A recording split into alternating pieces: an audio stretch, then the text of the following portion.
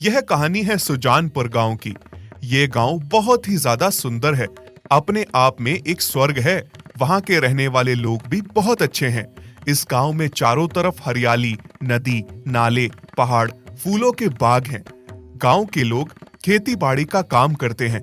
सभी के खेत हरियाली से भरे हुए रहते हैं। ऐसा कहा जाता है इस गांव में अप्सराएं उतर के आती हैं और बाग में आकर खेला करती हैं। और ये बात कोई कहावत नहीं है, हकीकत थी। बहुत सारे लोगों ने अप्सराओं को देखा भी था इस गांव में।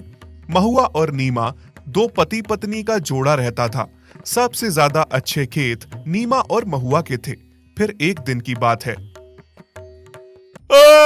अरे मैं तो लुट गया, बर्बाद हो गया। क्या हुआ जी? आप दरवाजे पे बैठ के ऐसे सिर पे हाथ रखकर क्यों रो रहे हैं जी? नीमा, हम तो लुट गए, बर्बाद हो गए।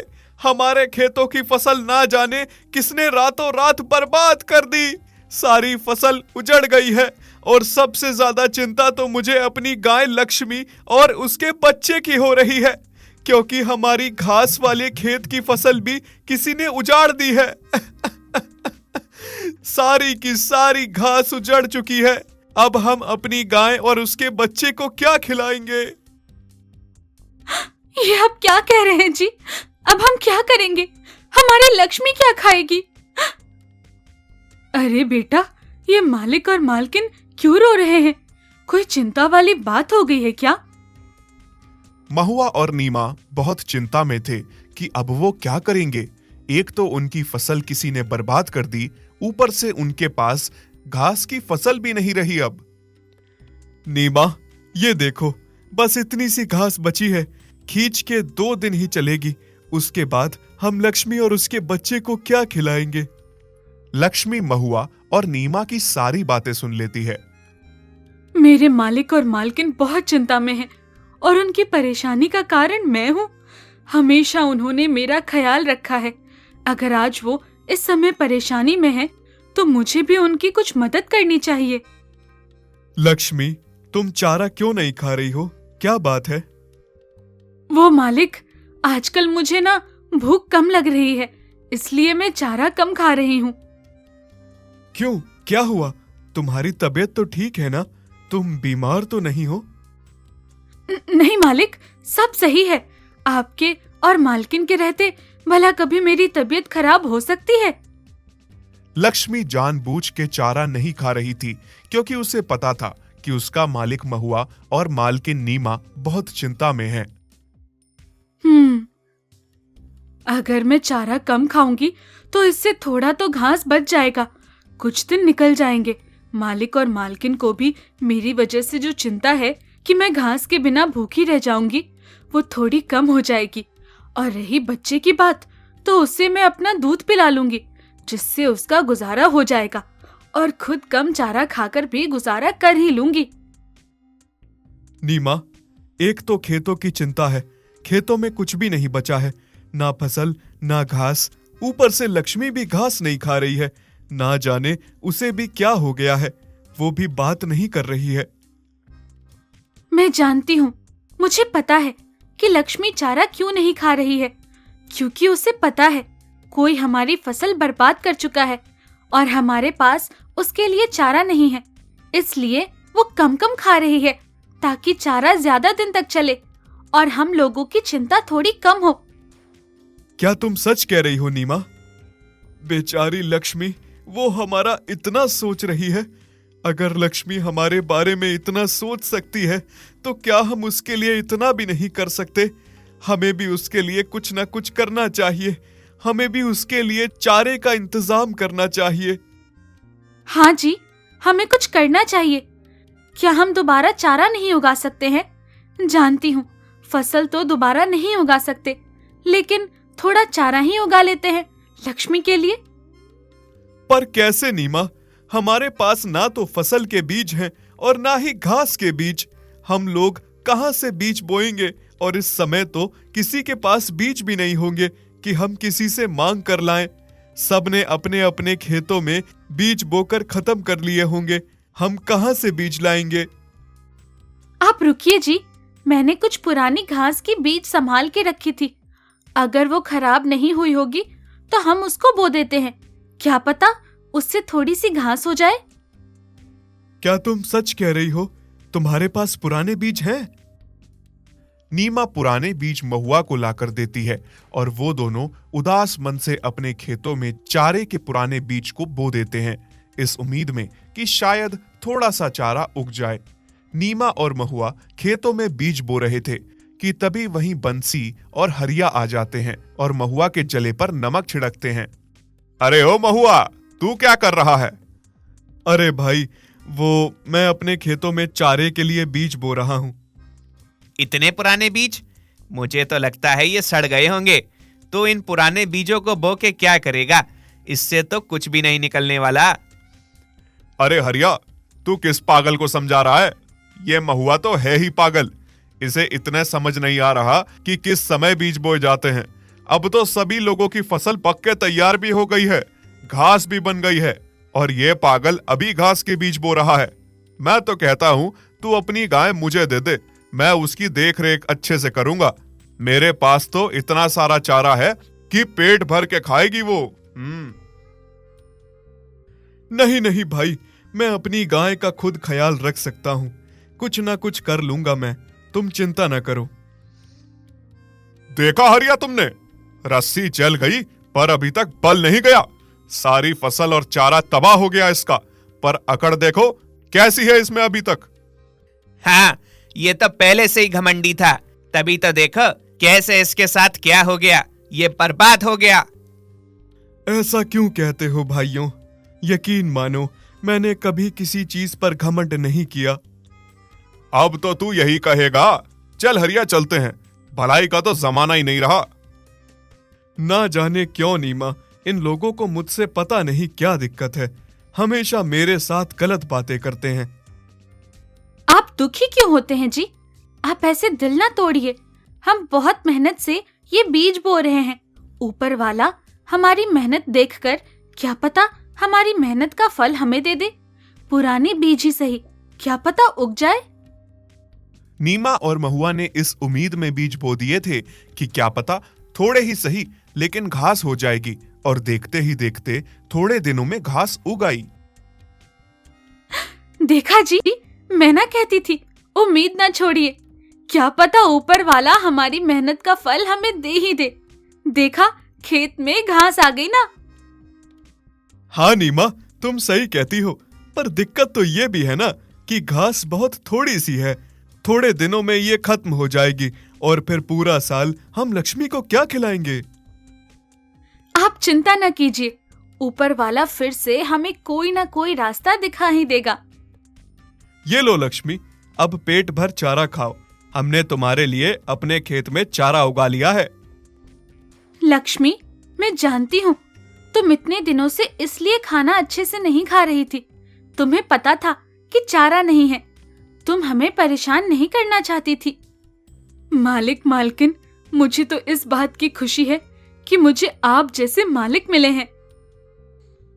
एक दिन महुआ और नीमा लक्ष्मी के लिए अपने खेत से चारा लेने गए थे कि तभी महुआ को घास के बीचों बीच एक नन्ही छोटी सी परी सोई हुई मिली। अरे ओ नीमा, देखो ये क्या है? क्या है जी, क्यों चिल्ला रहे हैं आप?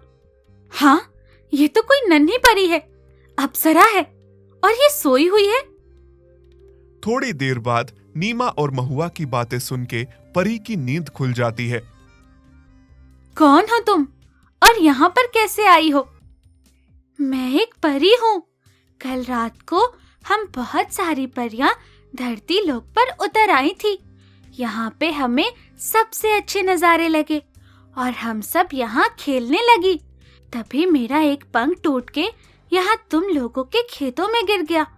बाकी सारी परियां वापस अपने घर चली गई। मैं बिना पंख के वापस नहीं जा पाई। मैंने अपने पंख को ढूंढने की बहुत कोशिश की, लेकिन मेरा पंख कहीं भी नहीं मिला। क्या तुम्हारे पंख हमारे खेत में हैं? हाँ, यहीं पे टूट के गिरा है। चिंता न करो, अगर तुम्हारा पंख हमारे खेत में टूट के गिरा है तो हम उसे ढूंढ के तुम्हें जरूर वापस कर देंगे, ताकि तुम अपने घर वापस जा सको। महुआ और नीमा नन्ही परी का पंख ढूंढने के लिए अपने खेत में घास को उलट पुलट कर देते हैं। बहुत समय ढूंढने पर दोनों थक जाते हैं, लेकिन पंख कहीं नहीं मिलता। एक बार फिर से महुआ की हरी हरी घास उलट पुलट करने से बर्बाद हो चुकी थी, लेकिन दोनों बिना घास की चिंता किए परी का पंख ढूंढने में लगे थे। तभी नीमा एक जगह देखती है। इधर तो आइए जी, देखिए मुझे क्या मिला है। अरे, ये तो इस नन्ही परी का पंख है। चलो, हमें उसे ये पंख जाकर देना होगा। ये लो नन्ही परी, तुम्हारा पंख मिल गया है, तो अब तुम अपने घर वापस जा सकती हो। बहुत बहुत शुक्रिया। तुम दोनों ने बिना अपने घास की चिंता करते हुए मेरा पंख ढूंढ के दिया। तुम लोगों ने अपना घास पूरा बर्बाद कर दिया, लेकिन फिर भी मुझे मेरा पंख ढूंढ कर दिया। मैं आप लोगों का यह एहसान कैसे चुकाऊंगी? कोई बात नहीं, तुम हमारी वजह से अपने घर वापस जा पाओगी। हमारे लिए इससे बड़ी खुशी की बात और क्या हो सकती है? घास तो हम फिर से उगा सकते हैं। मैं तुम्हें कुछ देना चाहती हूँ। तुम लोगों का जो इतना नुकसान हुआ है, मैं तुम्हारे लिए कुछ करना चाहती हूँ।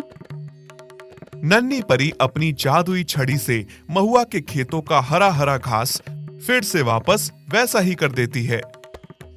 अरे बाप रे, ये क्या हुआ? हाँ, ये सब तुमने कैसे किया? ये सब मैंने अपनी जादुई छड़ी की शक्ति से किया है। अब तुम्हारे खेत से कभी भी घास खत्म नहीं होगी। तुम एक दिन पूरा घास का खेत खाली भी कर दोगे, अगले दिन उतनी ही घास वापस हो जाएगी।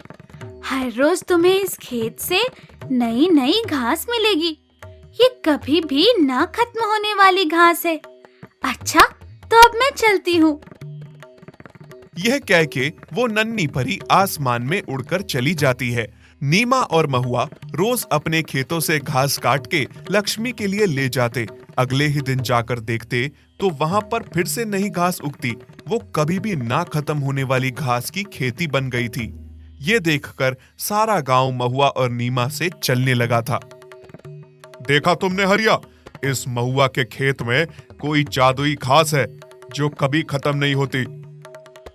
हाँ, मैंने भी सुना है। महुआ तो गांव का बहुत बड़ा साहूकार बन गया है। हरिया, जो हमने महुआ की पहली फसल और घास बर्बाद की थी, लगता है उसका हमें कोई फायदा नहीं हुआ। एक बार फिर से हमें जाकर इसकी घास की खेती बर्बाद करनी होगी, तब जाकर हम लोग आगे बढ़ सकते हैं। हाँ बंसी, तुम सही कहते हो। बंसी और हरिया रात को महुआ के खेतों में यह सोच कर जाते हैं कि आज वो उसके घास की खेती को काट के खत्म कर देंगे, पूरा बर्बाद कर देंगे। जैसे ही वो दोनों घास को बर्बाद करने लगे, उन्हीं का औजार मुड़ के उन्हीं के पीछे पीछे दौड़ने लगा। अरे भाई, ये क्या? हमारा औजार हमें ही काटने को हमारे ही पीछे दौड़ रहा है। भागो भागो बंसी, नहीं तो आज हमारी गर्दन धड़ से कट के अलग हो जाएगी। अब तो हमें महुआ ही बचा सकता है, क्योंकि जहां हम जा रहे हैं ये औजार भी उसी ओर आ रहे हैं। बंसी और हरिया भागते भागते महुआ के घर पहुंचते हैं। अरे अरे, तुम दोनों कहां घर के अंदर घुसे चले आ रहे हो? महुआ, हमें बचा लो। हाँ महुआ, बचा लो हमें, वरना ये औजार हमारी गर्दन काट देंगे। महुआ के कहने पे वो औजार वापस हो जाते हैं। तब जाकर हरिया और बंसी महुआ को बताते हैं कि वो उसका खेत एक बार फिर से बर्बाद करने जा रहे थे और उनके साथ ये सब हो गया। एक बार पहले भी उन दोनों ने महुआ के सारे खेत बर्बाद किए थे। हमें माफ कर दो महुआ, हम तुमसे जलते थे, उसी वजह से हमने तुम्हारे खेत बर्बाद किए थे। नहीं, मेरी ऐसी कोई भावना नहीं थी। इसी बंसी के कहने पे मैंने उसका साथ दिया था। मुझे माफ कर दो महुआ। तुम दोनों के लिए मेरे पास कोई माफी नहीं है, निकल जाओ तुम दोनों यहां से। बंसी और हरिया दोनों अपने किए पर बहुत शर्मिंदा थे। दूसरी तरफ उस नन्ही परी द्वारा दी गई जादुई घास की वजह से महुआ बहुत बड़ा घास का व्यापारी बन गया था और अब उसने बहुत सारे खेत भी खरीद लिए थे। बहुत अमीर बन चुका था अब महुआ। यदि आप ऐसी कहानियां और देखना चाहते हैं तो हमारे चैनल को सब्सक्राइब करें और बेल आइकन पर क्लिक करें ताकि हमारी सारी नई वीडियोस आप सबसे पहले देख सकें।